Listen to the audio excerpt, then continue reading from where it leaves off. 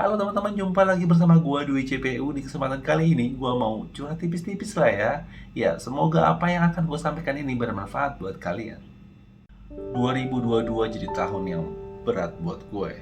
Tahun yang penuh dengan ujian. Gue tuh kalau ngomongin tahun 2002 tuh kayak campur aduk rasanya ya. Di tahun ini tuh gue ngerasa suka, duka, tangis, bahagia, pengkhianatan, kehilangan, penemuan. Gue ngerasa lemah dan takluk di pembuka tahun ini. Yang seharusnya tuh tahun ini jadi pembuka yang happy ya buat gue. Karena di tahun ini tuh gue ulang tahun di awal bulan. Diawali dengan dibekukannya monetisasi YouTube gue. Yang buat gue tuh jadi nggak semangat produksi konten. Selain itu juga gue disibukin sama pekerjaan kantor. Dan di awal Februari itu gue berjibaku sama COVID ya. Gue tuh harus isolasi mandiri seminggu karena COVID. Dan dari bulan Januari sampai dengan pertengahan Februari itu gue harus ngadepin masalah pribadi yang super duper kompleks, yang makan energi, pikiran, perasaan gue, yang buat gue desperate. Ini tuh jadi apa ya, kayak jadi titik terendah dalam hidup gue. Karena di titik ini tuh gue hampir apa ya, hampir berusaha untuk menghilangkan nyawa gue. Gue tuh hampir nggak ada di dunia ini. Dan sekarang gue ngerasa tuh kayak itu hal yang bodoh buat gue. Banyak orang bilang gue lemah, tapi tahu nggak sih kalau kadang tuh cowok juga bisa ngerasa lemah untuk urusan perempuan.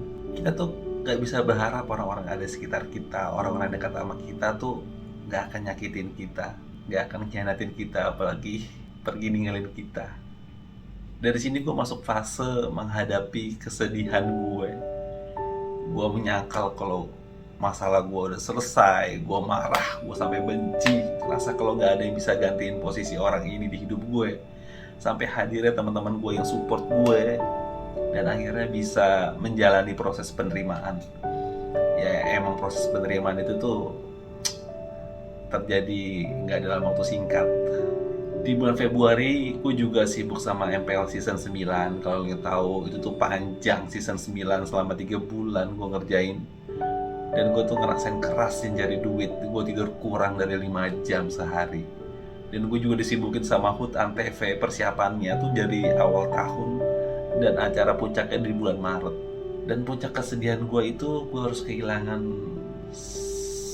salah satu perempuan yang paling gue sayang di dunia ini. Yang gue tuh baru sadar ternyata dia tuh satu-satunya perempuan yang gue sayang, tapi gue gak punya foto berdua sama dia. Dia itu ya nenek gue. Dia meninggal beberapa hari sebelum bulan Ramadan. Gue tuh kayak ngerasa kehilangan dia banget. Dia tuh orangnya bawel, tapi sekarang gue ngerasa kayak gue tuh kangen banget sama omongannya dia. Yang gue sayangin adalah gue tuh gak sempet ngelihat dia untuk terakhir kalinya. Tapi alhamdulillah gue Ramadan kemarin sempet datang ke makamnya, ngirim doa, pas kangen.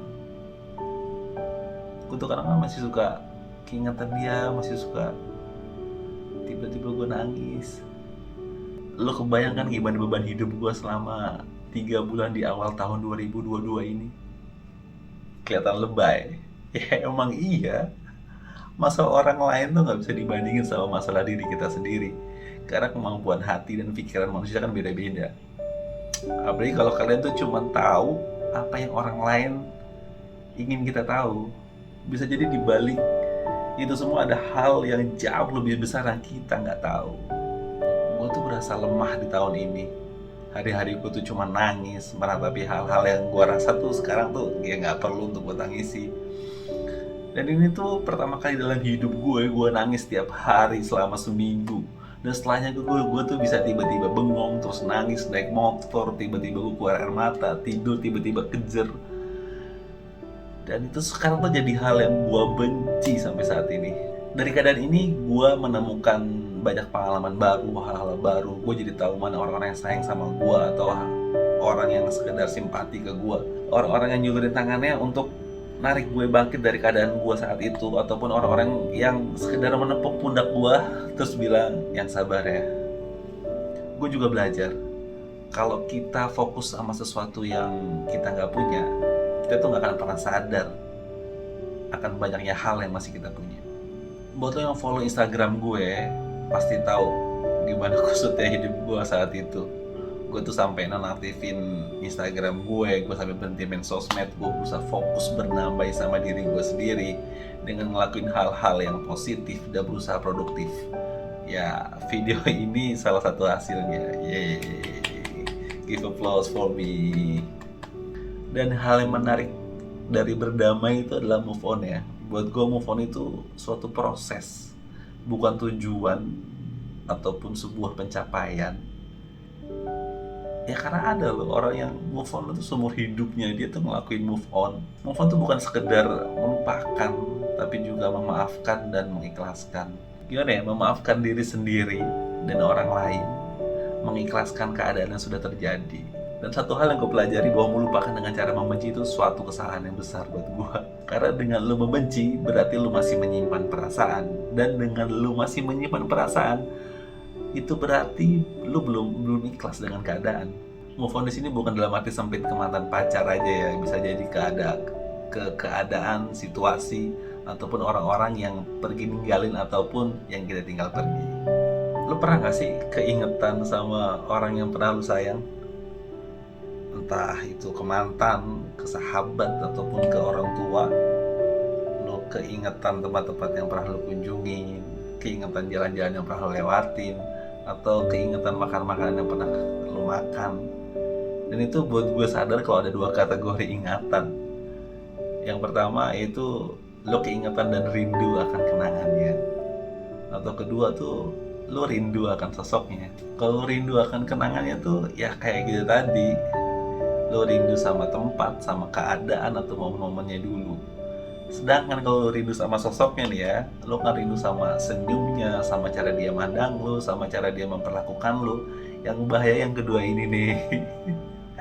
Karena kalau lo rindu akan kenangannya, ya lo masih bisa membangun kenangan itu sama orang-orang baru. Tapi kalau lo rindu sama sosoknya, ya lo nggak akan mungkin memaksakan sosok yang lama tuh ada di sosok orang yang baru. Jadi lo harus pilih-pilih sekarang kalau lo mau move on. Lo masih suka keingetan sama sosok atau kenangan? Kalau lo masih suka keingetan sama kenangan, lo harus membangun kenangan baru sama orang-orang baru. Jadi kenangan lama itu bisa perlahan-lahan pudar. Tapi kalau lo masih suka keingetan sama sosoknya, nah ini yang berat. Obatnya ya lo harus berdamai sama diri lo sendiri. Selesain semua perasaan lo sama sosok ini. Dengan harapan hati dan pikiran lo tuh bisa sadar bahwa sosok ini tuh ya udah gak seharusnya ada di hidup lo. Dan dari pengalaman gue ini, gue mau bikin sebuah segmentasi di YouTube gue yang namanya Cerita Teman. Jadi nantinya tuh di segmentasi ini kalian bisa kirim cerita hidup kalian, mulai dari percintaan, pekerjaan, keluarga, mistis, dan lain-lain lah. Pokoknya yang menarik untuk diceritain. Maksud dari segmentasi ini tuh gue mau kita sama-sama belajar dan berbagi cerita tentang pengalaman hidup, supaya kita tahu bahwa setiap perjalanan hidup itu ya proses belajar. Dan supaya kalian tahu kalau kalian tuh gak sendiri ngadepin masalah-masalah ini. Banyak orang-orang yang punya masalah yang jauh lebih kompleks mungkin. Oke, jadi untuk kalian yang punya cerita langsung aja DM ke IG gue, dwi.cpu. Tenang aja, identitas kalian bisa disamarin dan dijamin aman. Yang penting harus original cerita kalian sendiri. Dan pastinya ada reward untuk cerita kalian yang nantinya akan tayang. Oke, gue rasa cukup keluh kesah gue untuk saat ini. Terima kasih banyak untuk kalian yang udah mau dengerin. Dan terima kasih untuk kalian udah nyikapinnya dengan positif dan dengan pengertian. Sehat selalu buat kita semua. Gue Dwi, gue pamit.